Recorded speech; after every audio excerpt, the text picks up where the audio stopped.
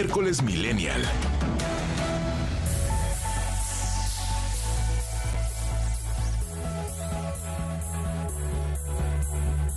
Una de la noche con 6 minutos y 17 segundos. Ya andan por acá casi todos mis millennials conectados, en realidad conectadas hasta el momento. Nada más están ellas.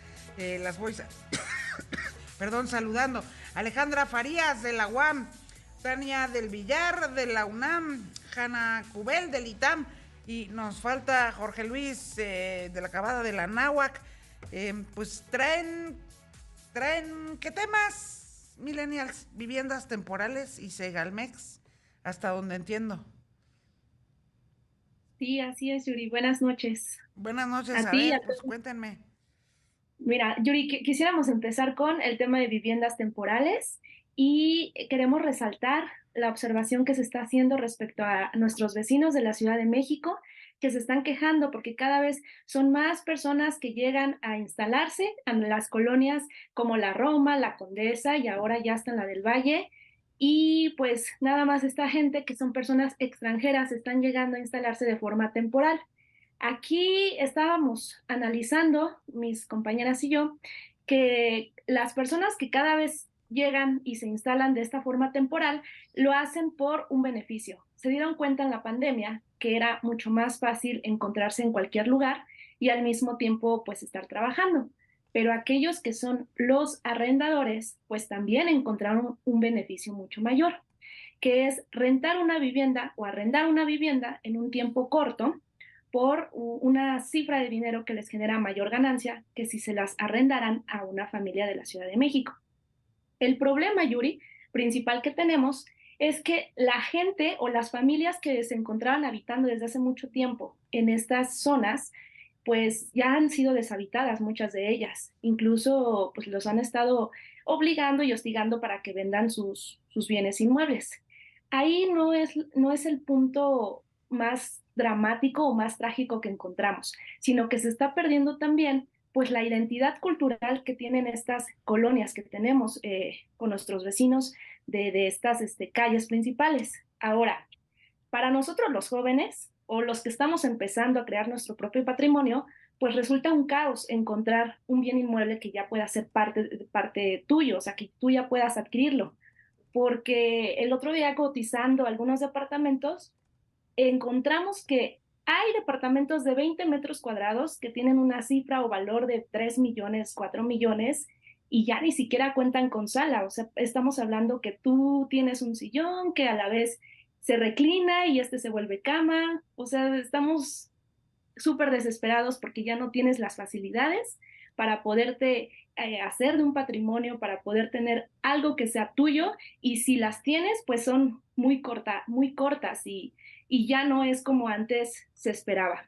Ahora, el tema de Airbnb, pues ha sido un negociazo porque estamos viendo que esta aplicación permite que los extranjeros hagan pagos con su moneda internacional, lo que a los arrendatarios o a quienes manejan estas aplicaciones les deja una mayor ganancia que si tú haces un contrato con una persona de México y les arriendas por moneda mexicana. Encontramos que este problema, podríamos llamarlo así, se presentó o ha nacido desde Barcelona, pero el único país en el mundo que lo ha estado regulando es Alemania, específicamente en Berlín. Con ellos podemos hacer esta comparación de cómo ha salido de control y cómo sí se ha regulado, sí se ha puesto atención. Aquí la pregunta es, ¿qué va a pasar en nuestra ciudad? Cada vez más gente que trabaja en la ciudad se va a tener que mudar fuera de la metrópoli y trasladarse 2 horas de trayecto para poder llegar a sus centros de trabajo. Eso podría decirse que es un punto del problema, pero en realidad esto va a mayor escala. Algo importante también de agregar es que esto se da en el marco del nuevo convenio que presentó Claudia Sheinbaum la semana pasada entre Airbnb, la UNESCO y el gobierno de la Ciudad de México para incrementar el turismo en la zona, ¿no? Y creo que es muy importante poner un término del que se habla mucho, pero centrarlo en esta conversación, que es el de la gentrificación. ¿Qué está pasando? Se elevan las rentas gracias a estos precios que son variables, porque de nuevo, como mencionaba Tania, las viviendas son temporales y sale más redituable que hacerlo como una vivienda a largo plazo, lo cual incrementa las rentas del lugar, porque al venir extranjeros y pagar en dólares, pues claramente que los precios suben alrededor de la colonia. Ya hay algunos lugares en la Roma y en la Condesa, por ejemplo, que es donde se ha centrado esta situación, en donde las tiendas ya aceptan en dólares, lo cual deja a los locales fuera del comercio interno. Sí, coincido con lo que comentan mis compañeras. Creo que este convenio que señaló la jefa de gobierno, pues ella señalaba que el objetivo, la misión era poder capitalizar a toda esa audiencia de esos nómadas digitales, esos viajeros, para poder posicionar a la Ciudad de México. Pero esto no es un tema de ahora, ¿no? Es un tema de hace muchos años, el tema de la gentrificación, sobre todo en colonias como la Roma, la Condesa, la colonia del Valle, y qué consecuencias trae consigo esta nueva, eh, este nuevo impulso de turismo digital. Pues especialistas en el tema de urbanismo han señalado que este tipo de propuestas de rentas de corta instancia, por así llamarlo, como Airbnb, pues incrementan los costos del arrendamiento, ya lo señalaron mis compañeras, en la Ciudad de México, ¿no? Provocando la salida de muchos inquilinos de zonas de la capital más atractivas para el turismo. Esto provoca claramente un desplazamiento de la gente local que vivía en esas colonias y pues básicamente se pierden muchas tradiciones, mucha cultura, porque esos lugares están llegando muchos extranjeros a los que se les facilita, por supuesto, pues pagar estas rentas en estos lugares, ¿no? Algo que pasa sobre todo en colonias como la Roma, la Narvarte, la Condesa, muchas personas han sido desplazadas y han sido justamente entrevistadas por este tema porque ha repercutido en su calidad de vida, ¿no? En su movilidad a sus centros de trabajo, porque se han tenido que ir a las periferias de la ciudad, incluso al Estado de México, ¿no? Y sabemos, y ya lo hemos platicado en otros programas, que trasladarse del Estado de México a la Ciudad de México es un problema muy, muy grave que existe ya y que no se ha dado solución, sumado a este otro en el que a la renta de condominios no está siendo regulada y que ha habido un desplazamiento constante. Sobre todo también señalar el tema del consumo y la inflación que ha generado pues que muchos extranjeros y nómadas digitales lleguen a la ciudad y lleguen a estas zonas y que el consumo de alimentos y de la canasta básica se eleven muchísimo. Incluso muchos comercios de gente local que vivía ahí han tenido que cerrar justamente porque las rentas se elevaron y porque es complicado ya poder estar habitando en estas zonas. Entonces creo que el tema va mucho más allá de poder capitalizar a la audiencia de los nómadas digitales, sino es un problema más grave, un tema que debe de ser mayormente analizado y no solamente como señalar que se va a traer turismo.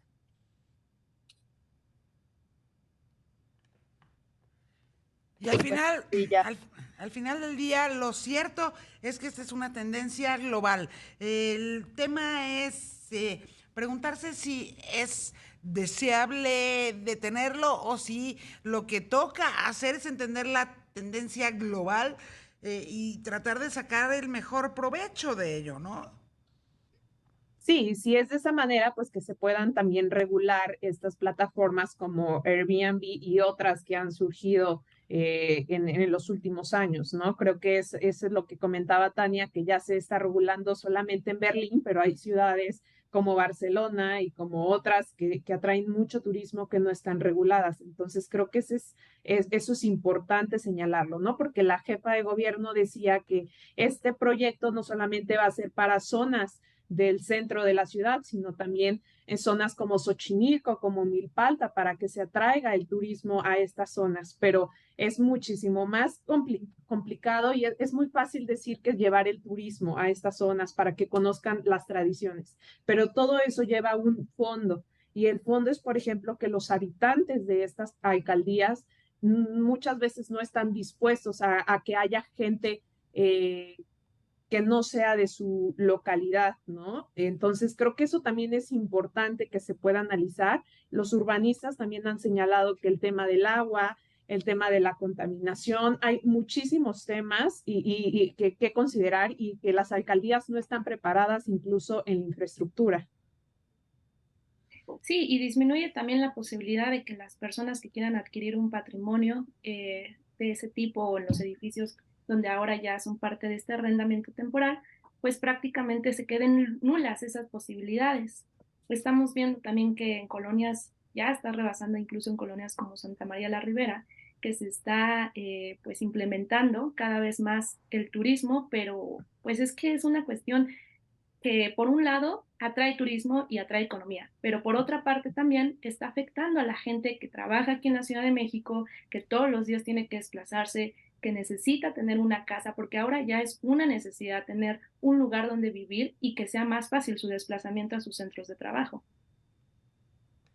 Y también nos deja pues la vara muy alta para que nosotros que estamos jóvenes y que queremos tener una vivienda, pues prácticamente no la podamos tener porque los precios están elevadísimos y que tengamos que buscar opciones incluso en la periferia y muy lejos de nuestros centros de trabajo. Entonces, eso también es un tema de gran debate y creo que es importante señalarlo aquí.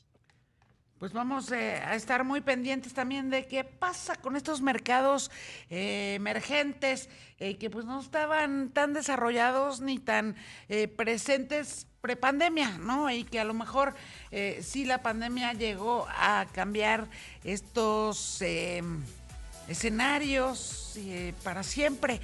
Pues habrá que entenderlos, estudiarlos y ver cuáles son los justamente más convenientes para las nuevas generaciones. Gracias, millennials. Regreso ahorita, vamos a la pausa y regreso con ustedes, no se vayan.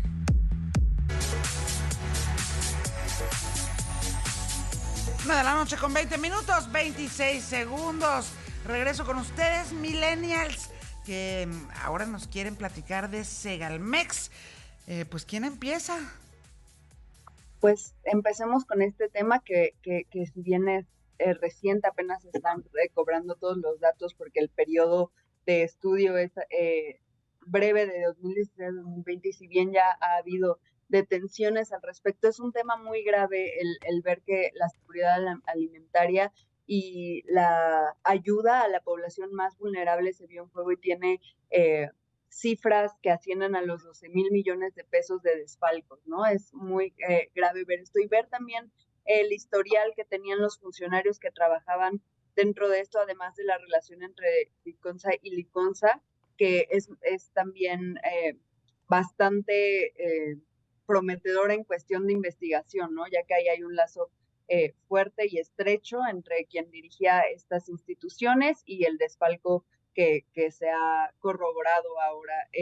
Habrá que seguir viendo las investigaciones y cómo avanzan, pero me parece que para la población vulnerable esto es una gran caída, y para la población en general el ver que este gobierno que prometía no desfalcar dinero como los anteriores tiene una cifra que es el doble casi de la estafa maestra. ¡Wow! Es triste hablar del tema que nos está ocurriendo con Segalmex, que es este organismo que proporciona la seguridad alimentaria mexicana, porque pues implica hablar de servidores públicos, y ello yo sé que a Ale no le va a gustar mucho lo que voy a decir, pero también implica hablar de política. Y tristemente hablar de política incluye pues criticar o más bien concientizar qué es lo que están haciendo nuestros políticos, cuál ha sido, como lo decía Hanna, su historial, pero sobre todo que sigue siendo la misma rueda de la infortunia la que nos sigue, porque es gente que ya anteriormente ocupó un cargo público y que de nuevo está aquí, es gente que sabe lo que está haciendo, y desgraciadamente quienes pagan las consecuencias pues son las personas que no tienen los recursos o que estaban esperando que se les llegaran estos recursos y que al final les dijeron que siempre ya no, porque no hay medios, y sí los hay, pero en los bolsillos de otros que se creen más listos o están tratando de ver cómo desvían estos recursos. Lo que hemos visto, y esto ya yo creo que no es algo nuevo, y creo que también ya deben de pensar en otro tipo de estrategias, porque vemos que se desvían recursos, no dan la explicación, y luego resulta que esas empresas son las mismas que construyen desarrollos de lujo. Parece ser que en Yucatán, ¿verdad? Por una inmobiliaria que está involucrada, que se llama Aura, y que está involucrada dentro de este desvío de dinero. Sin embargo, aquí lo que tenemos que reflexionar todas y todos, e incluso aquellos que están haciendo este tipo de operaciones ilícitas, es ¿hasta cuándo? ¿Hasta cuándo va a ser el egoísmo humano el que predomine por encima del bien colectivo? Sales tú de la periferia de la Ciudad de México y ves necesidades, ves falta de educación, ves una pobreza extrema. ¿Por qué únicamente pensar en que estas personas que forman parte de familiares o incluso del mismo medio de origen, el nuclear político, siguen llevándose esos recursos? ¿Por qué siguen haciendo este tipo de actos que durante años ya se han copiado y vemos que no ha funcionado? A veces me pongo a reflexionar si la inteligencia humana es tan limitada que lo único que se piensa es tomar dinero que no me pertenece para acrecentar otros bienes, ¿no? Que pasan al acervo privado. Al final de cuentas, están contratados, están visibilizados y de alguna manera, tarde o temprano, pues van a ser manchados sus nombres por este tipo de actos de corrupción. Yo espero que en algún momento la gente que realmente estuvo esperando estos recursos los obtenga, porque de no ser así, es una situación triste y lamentable para quienes sí estamos viendo y sí nos estamos dando cuenta cuáles son el tipo de estrategias corruptas que se están realizando. Recordemos que Segalmex, la Seguridad Alimentaria Mexicana, fue creada por el presidente en el 2019 para suplir a lo que era la CONASUPO, ¿no? Y justamente porque él señaló en su momento que era una institución que ya tenía muchos problemas graves de corrupción y que además esta paraestatal iba a garantizar, ya no garantizaba la compra y la regulación de los precios de los productos de la canasta básica. Entonces, por eso es que crea Segalmex, ahora como un órgano que depende de la SADER, que busca distribuir productos básicos y rescatar al campo, cosa que hasta este momento no ha sucedido, ¿no? Desde que inició en el 2019 Segalmex, pues empezó con una serie de irregularidades, con convenios, con contratos, con empresas fantasmas, y ahora estas anomalías pues se han acrecentado muchísimo. Ha habido investigación con relación a todo el desvío de recursos que ha habido por más de 1,000 millones de pesos, contratos, empresas fantasmas, corrupción, fraude. Incluso en sus primeros 2 años, la Auditoría Superior de la Federación detectó irregularidades por 11 millones de pesos, superando por mucho a la estafa maestra que tanto fue señalada antes de que este gobierno llegara al poder. Entonces, creo que me parece contradictorio que una de las consignas de este gobierno sea eliminar la corrupción y la impunidad, y veamos que Segalmex tiene convenios multimillonarios con empresas vinculadas al lavado de dinero, ¿no? Una red completamente ligada de convenios con empresas, incluso funcionarios que todavía siguen laborando, nada más que cambiados, los cambiaron de puesto y que siguen laborando, ¿no? Entonces creo que esto es totalmente contradictorio, ver que este gobierno no está cumpliéndole sobre todo a la gente que confió en ellos, a la gente que está en el campo y que le prometieron que iban a apoyarles, iban a dar un mayor apoyo que el que se tenía con la CONASUPO. Entonces, creo que es lastimoso ver que seguimos viendo lo mismo de sexenios anteriores, ¿no? ¿Qué es lo que hace diferente este con el pasado? Pues obviamente que se duplica muchísimo más la cifra del desvío de recursos, pero no se está haciendo nada, ¿no? Vemos unas mañaneras muy opacas, vemos a que los periodistas quieren señalar el tema con el presidente y el presidente, pues lo único que ha señalado es que se están haciendo las indagatorias y la investigación correspondiente, pero no vemos esta campaña de desprestigio y esta campaña de decir que lo que pasó en la estafa maestra se está duplicando con este proceso, con esto que está pasando en Segalmex, ¿no? Entonces, me parece muy lamentable y esperaría que la investigación se pudiese hacer de conocimiento, porque creo que también este tema de la información no ha llegado a mucha gente. Entonces, me parece importante que toda esa gente que confió en el proyecto de nación del presidente, pues esté informada de qué es lo que esté pasando con este desvío de recursos tan grandes y que ha quedado completamente opaco.